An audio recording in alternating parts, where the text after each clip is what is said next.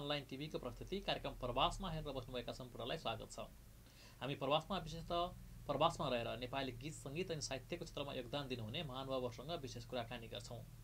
आज हामीसँग कुराकानीमा हुनुहुन्छ विशेषतः प्रवासमा रहेर नेपाली साहित्यको क्षेत्रमा क्रियाशील पछिल्लो समयका चर्चित युवा कवि र उहाँ अनेसास जापानका उपाध्यक्ष हुनुहुन्छ हेमन्त गिरी हुनुहुन्छ। उहाँसँग हामी साहित्यिक भलाकुसारी गर्नेछौँ र उहाँका सशक्त सिर्जनाहरू यहाँहरूको बिचमा प्रस्तुत गर्ने जमर्को गर्नेछौँ। आउनुहोस् स्वागत गरौँ आजका यस कार्यक्रमका अतिथि चर्चित साहित्यकार अन्तर्राष्ट्रिय साहित्य समाज जापानका उपाध्यक्ष हेमन्त गिरीलाई। हेमन्तजी, यहाँलाई स्वागत छ। धन्यवाद अर्जुनजी। जापान हुनुहुन्छ, जापानबाट साहित्यको क्षेत्रमा लागिरहनु भएको छ। जापानको निजी जिन्दगी अनि आफ्नो साहित्यिक जीवन चाहिँ कसरी अगाडि बढाउँदै हुनुहुन्छ? पछिल्लो समयमा जापानको निजी जिन्दगी त हामी सबैको, तपाईँ हाम्रो सबैकै प्रभावित नै छ। विश्वव्यापी कोरोनाको प्रभाव जापानमा पनि छ। सँगसँगै निजी जीवन जति नै प्रभावित भए पनि साहित्यिक जीवन चाहिँ चलायमान छ भनौँ। साहित्य सृजना घरभित्रै बसेर भए पनि गरिराखिएकै छ। निजी जीवन चाहिँ अलिकति प्रभावित छ। जापानमा हुनुहुन्छ, यो व्यस्त छ, सहर छ जापान, सम्भवतः विश्वकै। कसरी समय व्यवस्थापन गर्नुहुन्छ साहित्यिक सृजनालाई? साहित्य कला सृजना भनेको आफ्नो रहरको विषय, आफ्नो अन्तरात्माको अनुभूतिको विषय भएकोले समय व्यवस्थापन नै ठुलो कुरा हो। समय चाहिँ मिलाउन सकिन्छ।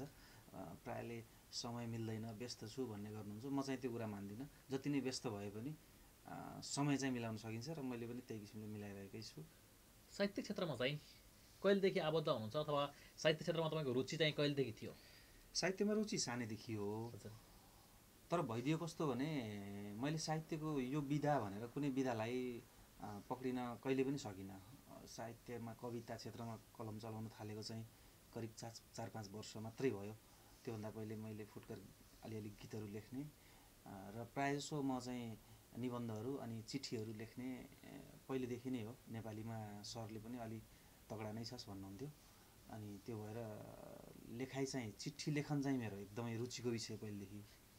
पछि 70 सालपछि चाहिँ अलि बढी कवितामा कलम चलाउनु। गाउँघरमा चिठी लेख्नुभयो? जस्तो पहिला गाउँघरतिर विदेशमा रहेका आफन्तहरूलाई, नजिकको पढेको मान्छेलाई, जान्ने सुन्ने मान्छेलाई चिठी लेखिदिन्छ भने त खुब लेख्नुभयो होला? एकदमै मैले चिठी लेखिदिएँ। हजुर, मैले धेरै साथीहरूका प्रेम पत्र लेखिदिएँ। हजुर, त्यो बेला गाउँमा अनपढ बुवा आमाहरूले चिठी लेखिदिने, उहाँहरूले भन्ने आफ्नो सन्तानलाई विदेश पठाउने चिठीहरूमा यो कुरा लेखिदिए भन्ने, भन्दै जाने, मैले लेख्दै जाने गरिन्थ्यो। प्रेम पत्र अरूलाई मात्रै लेखिदिनु भयो कि आफूले पनि लेख्नुभयो?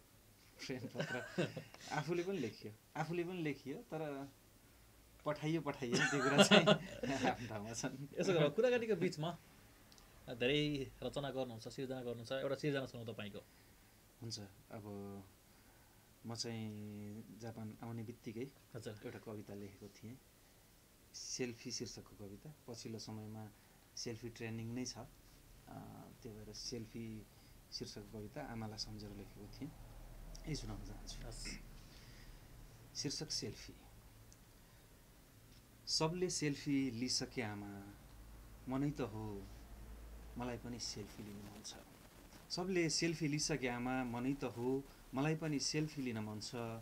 चिल्ला सडक छेउमा उभिएर, विशाल समुद्र किनारमा पल्टिएर, अग्ला महललाई साक्षी बनाएर, स्वादिला रेस्टुरेन्टभित्र रमाएर, महँगा मोबाइल समाएर, सबले सेल्फी लिइसके आमा, मनै त हो मलाई पनि सेल्फी लिन मन छ।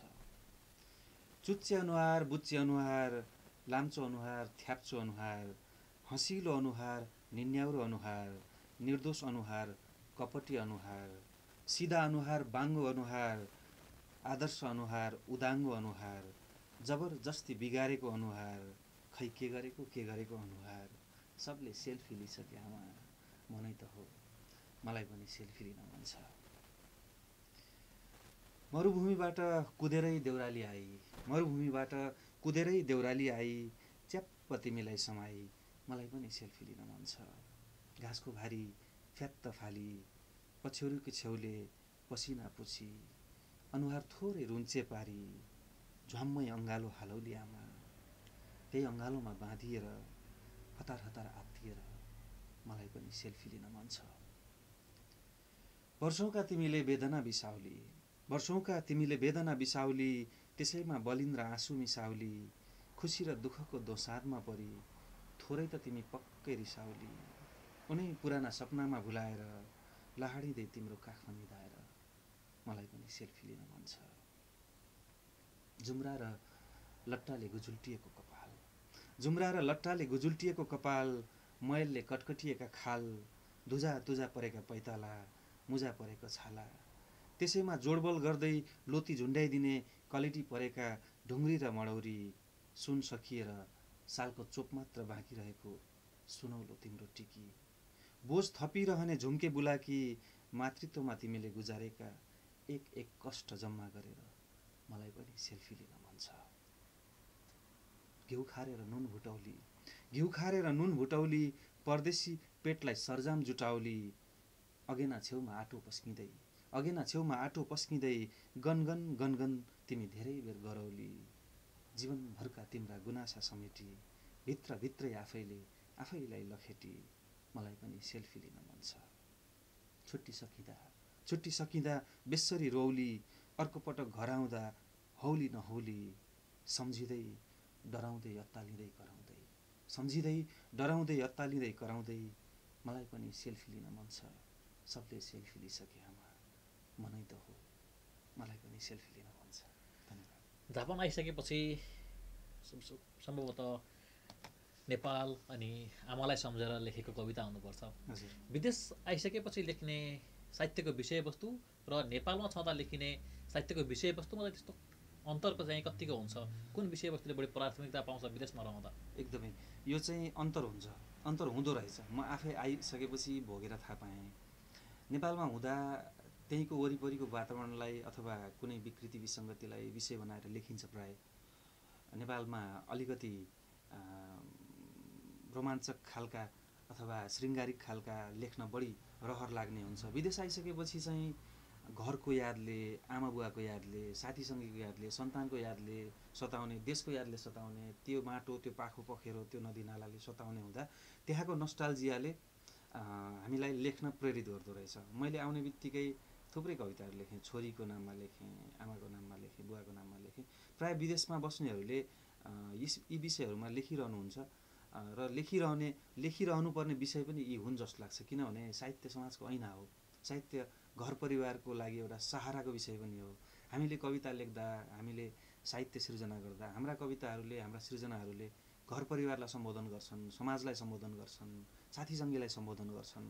त्यसमा उनीहरूले आफ्नोपन भेटाउँछन्, परदेशीले हामीलाई बिर्सिएको छैन भन्ने अनुभूति हुन्छ। त्यो भएर यी कुराहरूले चाहिँ बढी महत्त्व राख्छन् जस्तो मलाई लाग्छ। ओके भने जस्तो साहित्यको क्षेत्रमा जापान आएपछि क्रियाशील हुनुभयो या साहित्यमा तपाईँको रुचि पहिल्यैदेखि थियो? तपाईँ पहिल्यैदेखि साहित्यिक क्षेत्रमा आबद्ध हुनुहुन्थ्यो, क्रियाशील हुनुहुन्थ्यो? मेरो रुचि चाहिँ अलि पहिलेदेखि नै हो। रेडियोमा पनि काम गरेँ करिब 7-8 वर्ष जति। त्यति बेलादेखि नै मेरो अलि साहित्यिक प्याटर्नकै कार्यक्रमहरू बढी चलाउने र अलि भावनात्मक किसिमका, मान्छेको भावनालाई टच गर्ने किसिमका प्रेमपत्र लगायतका कार्यक्रमहरू, गीतिकथा लगायतका कार्यक्रमहरू चलाउने हुँदाखेरि मेरो साहित्यमा रुचि उति बेलादेखि नै थियो। विशेष त विधागत रूपमा कविता नै छानेर मैले लेख्न थालेको चाहिँ करिब 4-5 वर्ष नै भयो भनौँ। सामाजिक सञ्जाल हेर्छौँ, हजुर, प्रायः साहित्यका हरेक विधामा कलम चलाउनुहुन्छ, गीत लेख्नुहुन्छ, कविता लेख्नुहुन्छ, कथा लघुकथा पनि लेख्नुहुन्छ। तपाईँलाई रुचिको विषय साहित्यको क्षेत्रमा आफूलाई मनपर्ने रुचिको क्षेत्र चाहिँ कविता? मेरो कविता पछिल्लो समय कविता भएको छ। खासमा म कवितामा पनि एउटा सम्बोधनार्थी कविता लेख्छु प्राय। यो कसरी भयो भने म पहिले चिठी लेख्थेँ, मैले तपाईँलाई अघि पनि भने। चिठी लेखनबाट मेरो लेखन अलि निखारिएको जस्तो लाग्छ। अनि मेरो कविताहरूमा पनि कसैलाई सम्बोधन गरिएको बढी पाइन्छ र त्यो चिठीकै शैली परिमार्जित भएर कवितामा आएको हो। र मेरो पछिल्लो समय चाहिँ अलि बढी कलम चल्ने विधा भनेको कविता नै भएको छ। नेपालमा पनि थुप्रै कविहरू हुनुहुन्छ जो नेपाली माटोमा थुप्रै कविहरू जन्मिनुभयो। तपाईँ चाहिँ आफूलाई आफ्नो प्रिय कवि अथवा आफ्नो जोलाई अग्रज अथवा आफ्नो आइडल चाहिँ नेपाली साहित्यमा कसलाई मान्नुहुन्छ साहित्यकारमा? मैले चाहिँ अब प्राय गद्य कविता लेख्ने हुँदा भुपी शेरचन नै मेरो आइडल भन्छु जहिले पनि।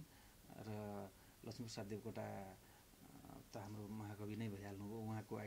उहाँलाई आइडल नमान्ने को होला। विशेष गरी मैले भुपी शेरचनबाट नै अत्याधिक प्रभावित भएर साहित्यमा गद्य कवितामा विशेष गरी कलम चलाइरहेको छु। साहित्यमा लाग्न प्रेरणा चाहिँ जस्तो कसैलाई घर परिवार हुन्छ, जस्तो साथीसँगै हुनुहुन्छ, आफ्नो अग्रजहरू साहित्यमा लागेर प्रेरणा मिल्छ। तपाईँलाई चाहिँ यो क्षेत्रमा लाग्न चाहिँ कसरी प्रेरणा मिल्यो? प्रेरणाको स्रोत कसलाई मान्नुहुन्छ? साहित्यमै लाग्नु पर्ने भनेर प्रेरणा भन्दा पनि कस्तो भयो नि, म बोर्डिङ स्कुलमा पढेको हुँ। बोर्डिङ स्कुलमा पढ्ने विद्यार्थीहरू नेपालीमा कमजोर हुन्छन्।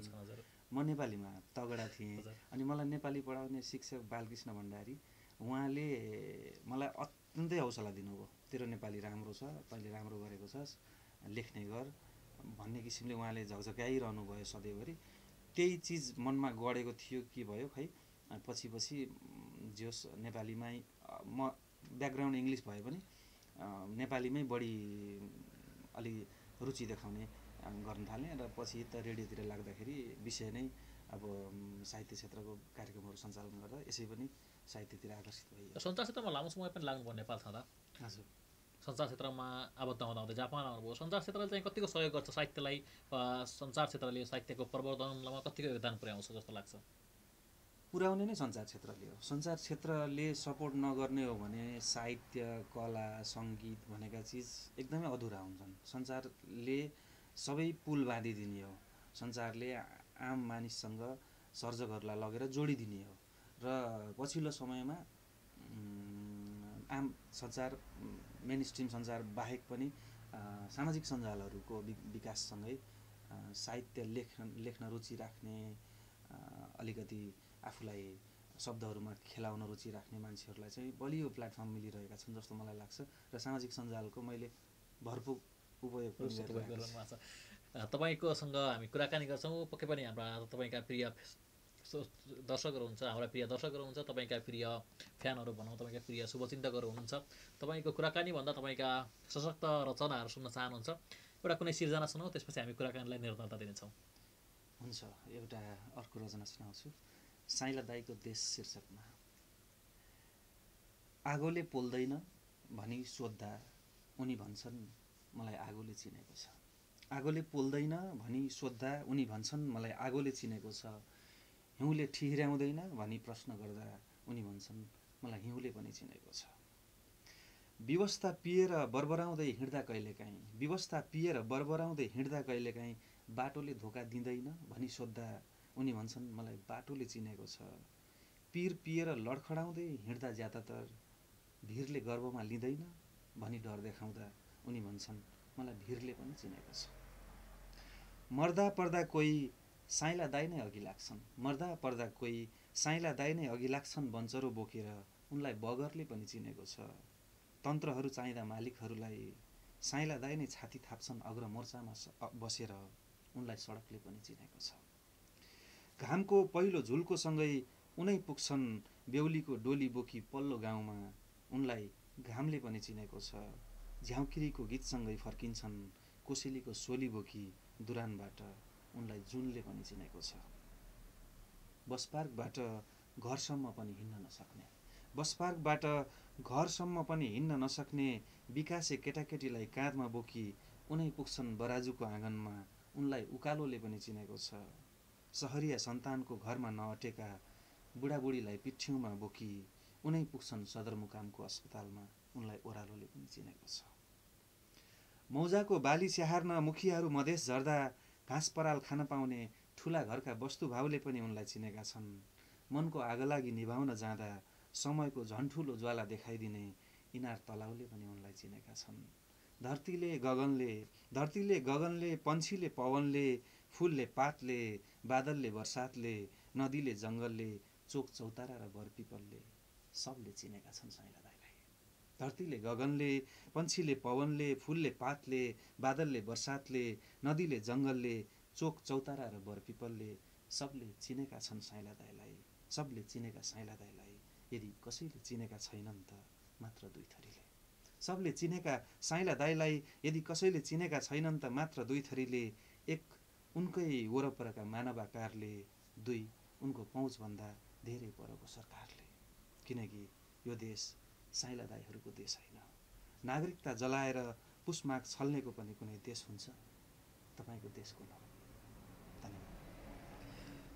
देश छुने अझ भनौँ जो साँच्चीकै ग्रामीण क्षेत्रमा रहेका ती निमुखाहरूको आवाज बुझ्नुभयो, ती साइलादाईहरूलाई समेट्नुभयो। विशेष त साहित्यमा कल्पना बढी हुन्छ क्यारे। तपाईँले भोगेर लेख्न बढी रुचि राख्नुहुन्छ या भोगेर बढी लेख्नुहुन्छ या कल्पना गरेर बढी लेख्नुहुन्छ? यसमा चाहिँ मेरो कस्तो भने म काल्पनिकभन्दा अलिक बेसी यथार्थवादी नै लेख्छु। हजुर। जे भोगिएका छन्, देखिएका छन्, ती कुराहरूलाई मलाई टिप्न मन लाग्छ र मेरो कविताहरूमा विद्रोहचेत अलिक बढी हुन्छ जस्तो म आफूलाई महसुस हुन्छ। साथीहरूले पनि केही साथीहरूसँग गफ गर्दा पनि उहाँहरूले भन्नुहुन्छ तपाईँको कवितामा विद्रोहचेत बढी हुन्छ भन्नुहुन्छ।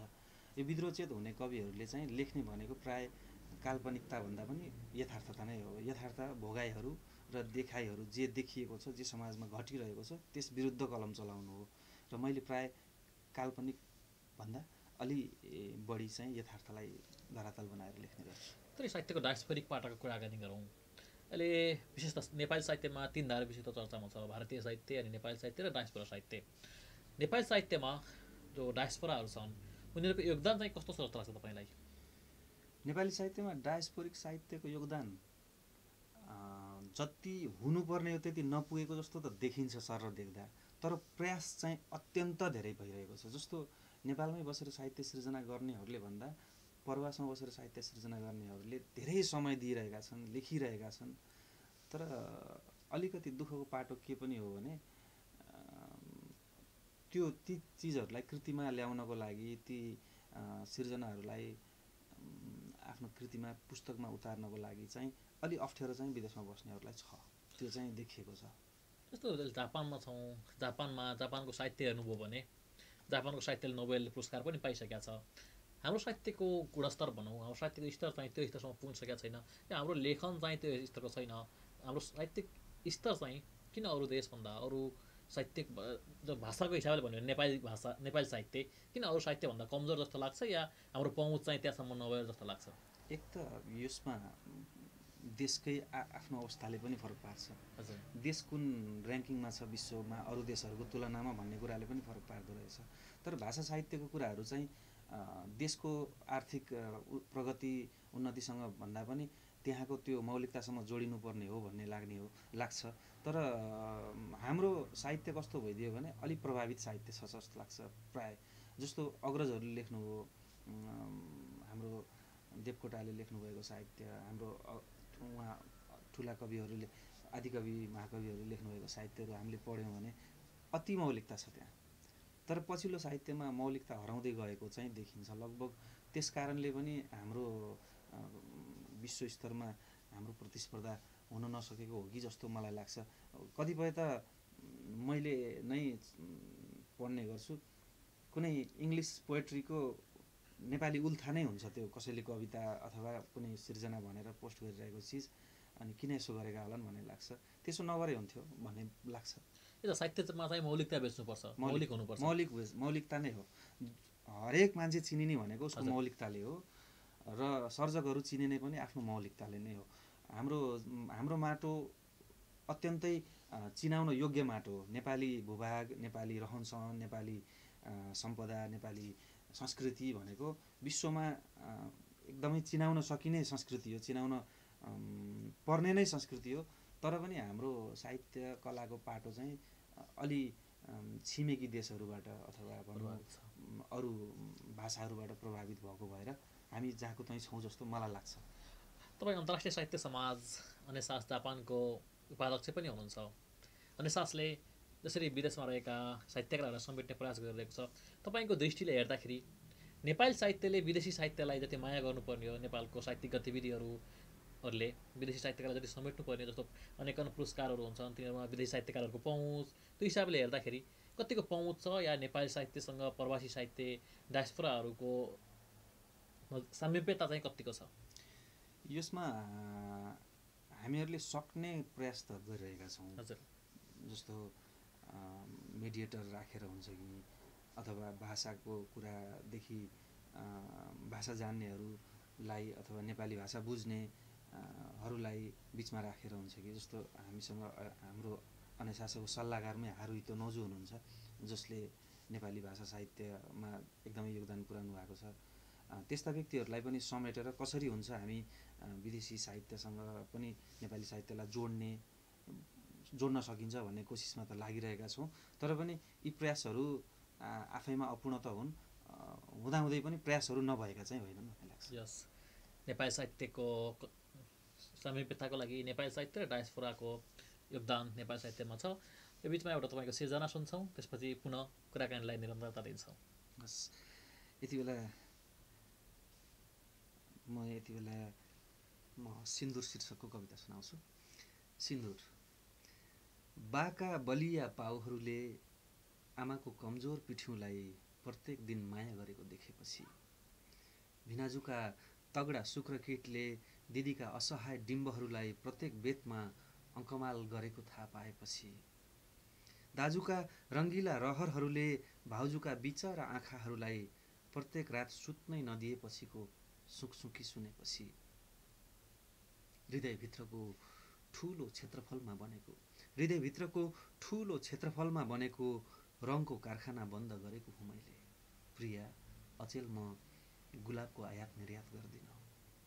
मेरी आमाको ढाडलाई अलिकति आधारको मलम जुटाउन सक्छु भन्ने लागेको दिन, मेरी आमाको ढाडलाई अलिकति आधारको मलम जुटाउन सक्छु भन्ने लागेको दिन, मेरी दिदीको पाठेघरलाई एक चिम्टी समानताको अधिकार दिलाउन सक्छु भन्ने आँट आएको दिन, अनि मेरी भाउजूका आँखालाई अलिकति रहरका गाजलले पोत्न सक्छु भन्ने विश्वास पलाएको दिन, म स्वीकार गर्नेछु तिम्रा सिन्दुरी प्रस्तावहरू। त्यो रातो धर्को भाग्य रेखाकै बाटो भई बग्दछ प्रिया, पखालेर लैजान्छ कैयौँ रहरहरू अनि निर्माण गरिदिन्छ सपनाका ससाना कुण्डहरूमा अति विशाल नुन खानी। जब मानिसलाई नुन खाने बानी लाग्छ नि प्रिया, मानिसले आफ्नो वजुद गुमाउँछ। सहनाईको चर्को आवाजले मनको आवाजलाई दबाएको दिनदेखि अति चर्को जीवन बाँच्न थाल्छिन् बेहुली। र तिमीलाई यो पनि बताऊँ अत्याधिक चर्कोले अनन्त प्यास लगाइरहन्छ जिन्दगीमा। प्रिया, बन्धनको बहानामा रातो जीवनको कैदखानामा एक अर्को पन्छीलाई म मेरी आमा, दिदी र भाउजू बनाउन मन्जुर गर्दिन। तत्काललाई असल प्रेमीमा मेरो नाम नलेखियोस् बरु। तपाईँको हरेक सिर्जनामा, हरेक रचनामा भावना लुकेको हुन्छ, विद्रोहतात्मक चेत हुन्छ। तपाईँ श्रृङ्गारिक रचना वा श्रृङ्गारिक साहित्य चाहिँ कम रचना गर्नुहुन्छ? श्रृङ्गारिक गर्छु, तर अलिक कम नै गर्छु। श्रृङ्गारिक पनि सुनाउने अनुमति दिनुहुन्छ भने सुनाउँछु। श्रृङ्गारिक चाहिँ अलिक कम गर्छु, तर हुँदाहुँदै पनि श्रृङ्गारिकभित्र पनि मेरो एउटा जीवनको जुन पाटो हो, छुटाउनै नहुने पाटो, मान्छेको एउटा व्यवस्था हुन्छ, बाध्यता हुन्छ, त्यो आएर घुसिहाल्छ। मेरो त्यो लेखनी नै त्यस्तै छ। श्रृङ्गारिक सुनाउँ? कविकी श्रीमती लेखेको छु। मैले आफूलाई नै कल्पना गरेर एउटा लेखेको। यसमा दुईटा पाटो छ, एउटा कविको कल्पना छ, त्यसपछि उसकी श्रीमतीको यथार्थ छ। जस्तो कि सिमलको बुवा मदमत्त भई मखमलको छातीमा आइबजारियोस्, अनि कलासँग चोरौलाले यो भुँडीमा घोचोस् कसैले र भनोस् मेरो प्यारो छुच्चो मान्छे। जस्तो कि विषविहीन एक सर्पिणी सलबलाउन मेरो नाङ्गो छातीमा र सिरिङ्ग बनाउँदै कर्णाली राजमार्गका यात्रीलाई झैँ पुगुन कर्णद्वारसम्म अनि फुसफुसाउन एक मुठी गरम सास, तत्काल रहर तलमा रारा रसाओस्। जस्तो कि घुम्दै आओस् दार्जिलिङे रेल झैँ दाहिने हात पछाडिबाट र ईश्वर दाइना बनाइदियोस् जिन्दगीको, ढ्याप्पै छेकोस् दुःखको भालु पहाड नरम हत्केलाले, अर्को हातले तिर्स्याओस् गुलाबको पेस्तोल कञ्चटमा र पड्काओस् रातो बारुद धड्याम्म मुटुका चारै कोठा हुने गरी रक्ताम्न। जस्तो कि जिद्दी केटाकेटीका एक हुल केराउघारीमा पसे झैँ खेलिरहुन् बदमास औँलाहरू ओसिलो ओठ वरिपरि, उमारिरहुन् गालामा काउकुतीका काँडाहरू प्रत्येक घडी, र तिनै तारबाट प्रवाहित भइरहोस् तरङ्ग सुस्त सुस्त गरी पुरै जीवैभरि कुलमान करेन्ट फैलिए झैँ देशैभरि। जस्तो कि पिठ्युको दायाँपट्टि बिजाओस् शीतल सगरमाथा, बायाँपट्टि बिजाओस् कोमल कञ्चनजङ्घा, अनि दुवै कर्ण तटबाट सुसाउन हेतुङ झरना र डेबिस फल बोकेर तप्प तप्प तातो तराई भिजाउने शर्मिलीको शिरको सिन्दुरी जल। जस्तो कि हल्का फुल्का गर्मी चढोस् माछापुच्छ्रेको फेदीमा, पग्लियोस् अन्नपूर्ण फैलियोस् फेवा बिस्तारै, पर्वतमा पसिना पलाओस् र बगोस् भित्रभित्रै सेतीको भङ्गालो अङ्गालोहरूको सङ्गालोमा सन्तुष्टि सुसेल्दै आनन्द अनन्त अहोरात्र आनन्द अनन्त अहोरात्र नरोकियोस् यो स्वर्णिम स्वप्न यात्रा तर रोकिन्छ एक आवाजले उठ्नुस् न ढिलाभो सुनिन्छ एक नित्य आवाज कुदी भाग्छन् क्षणभर अघिका सपना ती रसिला छेडखानी र रतिराग आँखा अघिल्तिर संसारकै नम्बर एक कलाकार कविकी जहान च्यापेर अधरमा एक थान झुटो मुस्कान एक हातमा फिक्का चियाको गिलास र अर्को हातमा कागजको नित्य चिरकटो एक फरमान लेख्छिन् बुझ्छु दुब्लो हुनुहुन्छ कमजोर हुनुहुन्छ त्यसमाथि शब्दहरूको बोध छ उठाउन सकस हुन्छ भारी ल्याए हुन्छ 1 किलो मात्रै जम्मा जम्मी सबै गरी आलु एक पाउ प्याज अन्तिम पालो हो रे आज सहकारीको ब्याज 1 पाउ दाल 1 पाउ टमाटर छोड्नुस् आउँछन् जान्छन् तिजाबा तीज दशैं र तिहार कहिलेकाहीँ त सेल पनि लाग्छ रे अलमल बजारमा ल्याउनु होला न बरु पाइएमा 1 चिम्टी आशा र 100 ग्राम रहर पलङ पुरानो भएछ हजुर सन्तानले त्यागेका बुढाबुढी झैँ कुइँ मात्र गर्छ त्यसैले त चाहना यसै मर्छ पर्दा साह्रै पातला भएछन् हेर्नुस् त नहेरौँ भने पनि देखिरहन्छ बाआमाकी परीले उडान भर्ने त्यो आकाश पारीको सुनको लङ्का र गिज्याइरहन्छन् आमाको लोरी भित्रका वायुपङ्खी घोडामा सवार ती राजकुमारहरूले चर्केका झ्यालका सिसाबाट देखिन्छ आमाको भाइ मेरो मामा 100 टुक्रामा फुटेको चन्द्रमा कस्ती अटेर भइछ निधरी पनि अचेल आमाले बोलाउँदा खुरुक्क आउँथी मैले बोलाउँदा आउँदिन मुसा र भोक मात्र पठाउँछे ए मेरो कविज्यू केही बाँकी राखेनन् मुसाले बत्ती निभाएपछि रातले चुक घोप्टाएपछि जोबनहरू धपक्क बल्ने बेलामा यसरी चल्छन् जेमराजहरू कि हामीलाई नै चल्न दिँदैनन् ल्याउनु पर्ने अरू सबै थोक बिर्से पनि एक पुरिया मुसाको विष ल्याउन नबिर्सिनु होला है कविज्यू आज त पक्का धन्यवाद आफ्नै अनुभव बिर्सिएको छ कि छैन यो कस्तो हुन्छ नि प्राय मैले चाहिँ देखेको हाम्रो सोसाइटीमा यो कविता गजल लेख्ने कला क्षेत्रमा रमाउने मान्छेहरूको आर्थिक पाटो अलिक कमजोर हुन्छ अनि उनीहरूसँग शृङ्गारिक कल्पनाहरू उनीहरूसँग रोमाञ्चक कल्पनाहरू अत्यन्तै हुन्छन् उनीहरू कयौँ परसम्म पुगेर कल्पना गर्न सक्ने व्यक्ति हुन् तर जीवनको यथार्थ त्यस्तो भइदिन्न उनीहरूलाई दैनिक रोजीरोटीले बिहान खाएपछि बेलुका के खाने भन्ने चपेटोले उता श्रीमतीका लाउने खाने चाहना मरिरहेका यता श्रीमानका रमाउने चाहना मरिरहेका दुवैको परिप्रेक्ष्यमा यो सबैको जीवनमा मिल्छ मेरोमा पनि मिल्दैन भन्न सक्दिनँ मैले धेरै रचना गर्नुहुन्छ तपाईँका शृङ्गारिक रचना उत्तिकै छन् देशभक्ति रचना पनि उत्तिकै छन् फुटकर रचनाहरू हामी थुप्रै देख्छौँ तपाईँका यसलाई कहिले तपाईँले पुस्तकको आकार दिने सोच बनाउनुपर्छ वा तपाईँका प्रिय मनहरू तपाईँका साहित्यिक मनहरूले तपाईँको सिर्जनाहरूलाई कहिले पुस्तकको आकारमा पाउनेछन् यस्तो छ यो चाहिँ कस्तो भयो भने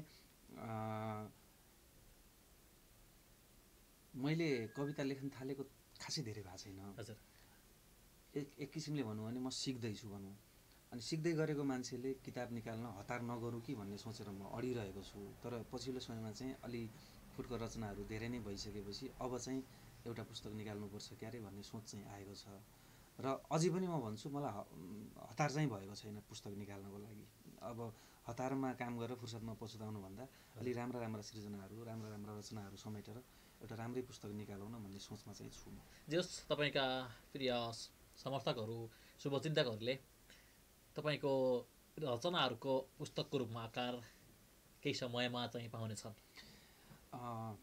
मैले पुरै ग्यारेन्टी त दिन्न तर जे होस् म प्रयासरत छु र सम्भवतः सबै ठिकठाक भएमा सबै कुरा मिलेमा अबको 1-2 वर्षभित्र चाहिँ म एउटा कविता सङ्ग्रह निकालुँ कि भन्ने सोचमा चाहिँ छु तपाईँ सामाजिक सञ्जालमा पनि बहुत सक्रिय हुनुहुन्छ धेरै सक्रिय हुनुहुन्छ तपाईँको फ्यान फलोइङ पनि राम्रो छ हरेक कुराहरू जस्तो सामाजिक अनि राजनीतिक कुराहरूमा तिखो व्यङ्ग्य पनि गर्नुहुन्छ क्यारे सामाजिक सञ्जालमा कस्तो लाग्छ त्यहाँ आउने प्रतिक्रियाहरू पढ्दाखेरि त्यो चाहिँ कस्तो भने जीवनको पाटो हो सचेत नागरिक भइसकेपछि र केही समय मिडियामा काम गरेको अनुभूति लिइसकेपछि देशमा भइरहने घटनाक्रम राजनीतिक चाहे राजनीतिक होस् चाहे सामाजिक होस् र लेखनहरूमा चाहिँ अलि विद्रोही छु कस्तो भने देश यो फेरि कस्तो भइदिँदो रहेछ भने परदेश देखियो नि त, जापान देखियो, तपाईँले देख्नुभयो।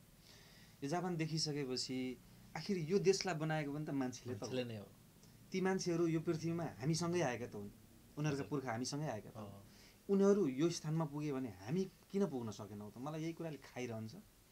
अनि लेखी पनि रहन्छु, आलोचना त हुन्छ, किन लेखिस् भन्ने पनि छन्, नलेख भन्ने पनि छन्, घरबाटै पनि किन लेखेर अप्ठ्यारो हुनुहुन्छ र भन्ने पनि छन्। तर एउटा सचेत नागरिकलाई त्यसरी बस्न चाहिँ मिल्दैन जस्तो लाग्छ मलाई। तपाईँको विचारमा जस्तो हामी नेपालको विकास हेर्छौँ, राजनीति हेर्छौँ, तपाईँ हाम्रो युवा पुस्ताहरू न हामी राजनीतिबाट खुसी सन्तुष्ट हुन सक्छौँ, न हाम्रो देशको विकासबाट सन्तुष्ट हुन सक्छौँ। किन हाम्रो देश यो अवस्थामा छ जस्तो लाग्छ तपाईँको व्यक्तिगत विचारमा? किन यस्तो अवस्थामा हामी गुज्रिरहेछौँ जस्तो लाग्छ तपाईँलाई? मैले अरू देशहरू त घुम्न पाएको छैन। जापानको अनुभूतिलाई लिएर भन्नुपर्दा हाम्रो जुन सानैदेखि नै हामीलाई सिकाइन्छ नि, जब हामी बोल्न सुरु गर्छौँ, हामी ताते ताते गरेर अलिअलि शब्द निकाल्न बाबा मामा भन्न सुरु गर्छौँ र जे सिकाइन्छ नि हामीलाई, हामीमा त्यसको बहुत गहिरो प्रभाव छ। जस्तो म जापान आएँ, मलाई यहाँको मान्छेहरूको जस्तो अलिकति अनुशासित जीवन बिताउन भन्ने सोच नआउने होइन, तर मेरो त्यो सानैदेखिको सिकाइ जुन छ नि, त्यो सिकाइले मलाई यति जबरदस्त रूपमा प्रभावित पारेको छ कि म चाहेर पनि यो चिज सिक्न सकिरहेको छैन। र त्यो चिज हामी यहीँ देखेकाले त सक्दैनौँ भने अब हाम्रो त्यही अनुसारले हुर्केको कल्चर, हाम्रो अलिकति अहङ्कारी, अलिकति घमण्डी इतिहास पढाइएको हामीलाई, हामी त वीरका सन्तान हौँ, हामी कहिल्यै नझुक्ने हौँ, हामी कहिल्यै नदब्ने हौँ, हाम्रो शिर झुक्नै हुन्न भन्ने हामीलाई इतिहास सिकाइएको छ। अनि हामी त्यही अनुसार नै व्यवहार गर्छौँ। र सम्भवतः हाम्रो देशको विकास नहुनुको पछाडि हाम्रो सबभन्दा ठुलो बाधक भनेको हाम्रो अहङ्कार हो। नेपालीहरूको अहङ्कार, तातो रगत, रिस अत्याधिक उठ्ने हामीलाई, यसले नै हामीहरूलाई रोकिरहेको छ जस्तो लाग्छ। यो कन्ट्रोल मात्रै हुने हो भने पनि अरू चिजहरू चाहिँ आफै भएर आउँछ। सँगसँगै राज्य जोडिन्छ, सरकारको नीति नियम कानुन हुन्छ, कानुन पालना गराउने निकायहरूले कानुन पालना गराउन नसक्नु, जनताहरू आफै पनि सचेत हुन नसक्नु, अनेक फ्याक्टरले काम गर्छन्। तर मलाई चाहिँ मुख्यतः के लाग्छ भने हाम्रो एग्रेसिभनेस जुन छ नि, हाम्रो एग्रेसनले नै हामीलाई अगाडि बढ्न दिएको छैन जस्तो लाग्छ मलाई। हामी कुराकानीको करिब करिब अन्त्यमा पनि आइसकेका छौँ। अन्त्यमा एउटा रचना सुन्छौँ। हुन्छ, अन्त्यमा चाहिँ एउटा देश सम्बन्धी नै छ, सिंहदरबार क्याफे। यतिन्जेल देशकै बारेमा कुरा गरियो, देशकै बारेमा एउटा रचना सुनाऊ। सिंहदरबार क्याफे एउटा रेस्टुरेन्ट छ, सिधा आँखाले देखिँदैन त्यो, सिधा आँखाले देखिँदैन त्यो, सोझो मुखले खाइँदैन त्यहाँ। बाङ्गा आँखा, बाङ्गो मुख, बाङ्गो हात, बाङ्गा आँखा, बाङ्गो मुख, बाङ्गा हात अनि बाङ्गो नियत। यति भएपछि तपाईँ त्यहाँको नियमित ग्राहक। ढुवानी हुन्छन् लासहरू रेस्टुरेन्टको लागि रातारात, ढुवानी हुन्छन् लासहरू रेस्टुरेन्टको लागि रातारात। उठाइन्छन् ती केही उखुबारीबाट, केही छाउगोठबाट, केही राता बाकसबाट, अनि केही त्रिशुलीमा हाम फालेका आधा भाग्यहरूबाट। लेखिन्छ मेनुमा आजको स्पेसल सेट, भेडाहरूको गिदी फ्राई, जवानको छाती। लेखिन्छ मेनुमा आजको स्पेसल सेट, भेडाहरूको गिदी फ्राई, जवानको छाती, कुमारीको योनी, लाउरेको रगत, शहीदको आँसु, वृद्धहरूका पैताला, बालबालिकाहरूका आँखा। लाइन लाग्छन् ग्राहकहरू राष्ट्रिय पोसाकमा सजिएर, खुल्छ रेस्टुरेन्ट राष्ट्रगान बजाएर। ठोकिन्छन् टेबल, अर्डर पेश गरिन्छन् माइकबाट, अनि जिउनार गरिन्छन् तत्तत परिकारहरू, लडे जस्तै गरी बाँडीचुडी। सीमापार टाढा कतै बस्छ रे रेस्टुरेन्टको मालिक, र नजर लाइरहन्छ रे सिमानामा। सीमापार टाढा कतै बस्छ रे रेस्टुरेन्टको मालिक, र नजर लाइरहन्छ रे सिमानामा। भन्छ रे क्यास पेमेन्ट चल्दैन, मलाई देश पेमेन्ट चाहिन्छ। हिमाल पहाड तराई, नदी जङ्गल झरना, स्वाधीनता स्वाभिमान राष्ट्रियता, मताधिकार कर्तव्य भाग्य, हिसाब किताब गर्छ रे बसेर। 7 देखि 47, 52 देखि 62, 63 अनि 72 देखि निरन्तरसम्मको। निकाल्छ रे निष्कर्ष यिनै म्यानेजरहरू, यिनै कुक र वेटरहरू, यिनै ग्राहकहरू, अनि यही मेनुबाट नै मैले कमाउने छु एक दिन एक टुक्रो सुनको धरती। त्यसैले त गाउँ सहरमा अचेल नयाँ शाखाहरू विस्तार गरिरहेछ मालिक। सिंहदरबार क्याफेको अपार सफलतापछि। देश दुखेको छ र सिर्जनामा पनि हाम्रो मन दुख्छ, देश दुखिरहेछ। कुराकानीको अन्त्यमा छौँ। हामी तपाईँको साहित्यिक जीवनको थप सफलताको शुभकामना व्यक्त गर्छौँ। अन्त्यमा तपाईँका शुभचिन्तकहरू, तपाईँका जो साहित्यिकलाई फलो गर्नुहुन्छ, तपाईँलाई का धेरै शुभचिन्तकहरू हुन्छ, उहाँहरूलाई के भन्न चाहनुहुन्छ? सर्वप्रथम त अर्जुनजी, अनिलजीलाई धेरै धेरै धन्यवाद दिन चाहन्छु। मेरो कुटीसम्म नै यो प्रतिकूल समयको बावजुद पनि आएर मेरो आफ्ना दुई चारवटा रचना, आफ्ना कुराहरू राख्ने मौका दिनुभयो र मलाई फलो गर्नुहुने मेरो साथीभाइ, शुभचिन्तक, श्रोताहरूलाई यही भन्न चाहन्छु, समय अप्ठ्यारो छ, प्रतिकूल अवस्था छ, सुरक्षित रहनु होला। कोरोनाको महामारी छ र हाम्रा रचनाहरू पढेर हामीलाई सुझाव सल्लाह दिँदै गर्नु होला। कहिलेकाहीँ राम्रो लेखेको छु भन्दै पनि कहिलेकाहीँ नराम्रो लेखिएको हुन्छ।